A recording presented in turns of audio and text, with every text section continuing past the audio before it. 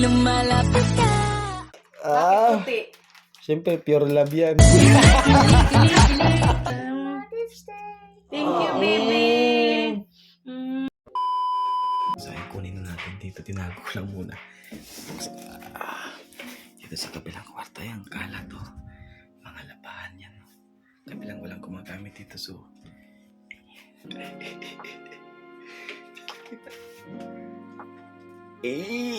apa nga. Tapos, yan na. Bumili din ako ng ayan na. Pero lang, mura lang naman yan. Pero at least, ko,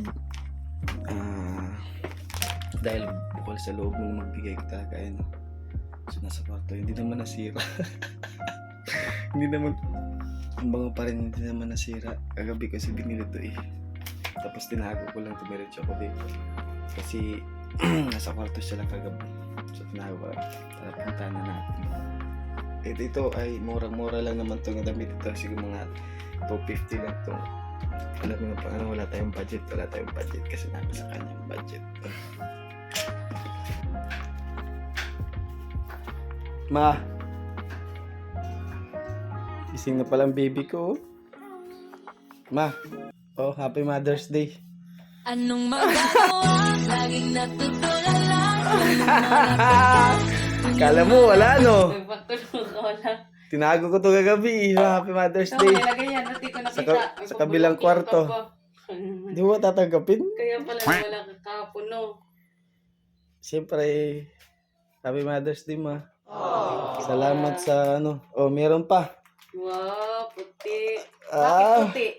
Siyempre, pure love yan. Anong magagawa? Laging natutulala. Tuwing lumalapit ka.